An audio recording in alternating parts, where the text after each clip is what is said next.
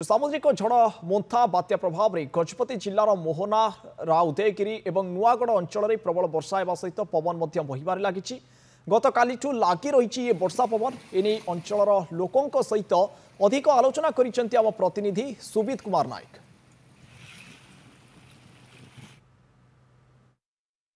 बात्या Montha को नहीं आज स्थिति आम ग्राउंड जीरो आम पहुंची आम देखा आज परिस्थिति कौन राति तमाम वर्षा लगी रही है। आम किसी स्थानीय बासिंदा आम सहित अच्छा प्रतिक्रिया नेबा। सर आप परिचयटा देले कौन बर्तमान स्थिति कौन रही है कि आप देखुं प्रति वर्ष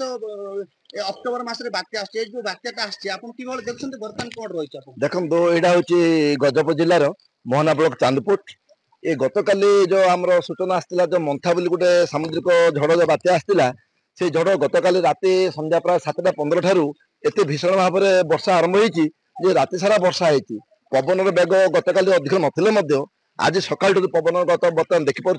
पवन गति भीषण अच्छी तुआ तुआ वर्षा होती आ प्रत्येक बिलबाट भांगी सारे वर्षा आ मका फसल तो कही न सरे मका फसल लोक आदाय करना प्राय 90 भाग लोक आदाय करना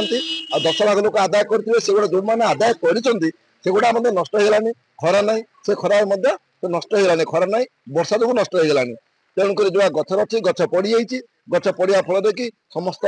मानने मका गुड़ा फसल नष्ट हो तेणुक आम चाषी कूल हिसाब से मुझे सूर्यनारायण महांती कहूँ जदि भगवान आम जहाँ करती आम तो किसी कर ये तो प्रकृतिर तांडव तेणु आम किसी कर तथापि प्रशासन को अनुरोध करी सरकार को अनुरोध करी ये चाषी कूल को किसी सहायतार हाथ बढ़ेबे एवं प्रकृत अनुधान करी माने चाषी मान को किसी क्षतिपूरण देवे जहाद्वारा कि बिलबाड़ भांगी जा फसल मका फसल धान फसल नष्ट होती किसी मात्रा किसी उपकृत हो पारे एणु सरकार को अनुरोध करुँचे सहयोग हाथ बढ़ाऊँ। सर जो बात्या जो मंथा रही तार प्रभाव बर्तमान केमती अछि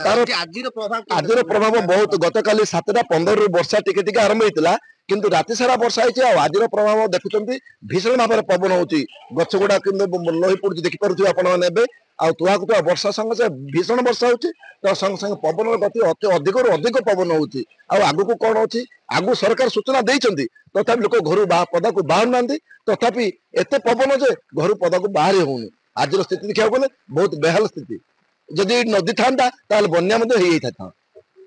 जहाँ शुणी पार्थ जो स्थानीय बासिंदा अच्छा प्रतिक्रिया ना आम थे आउ गोटे स्थानीय भी अच्छा क्या गोटे बात्या को कि देखते बर्तमान सकाल स्थिति कौन कि अच्छी काली ठारू तो काली 7टारू वर्षा आरंभ जे छाड़बार ना धरनी आउ जहाँ क्षति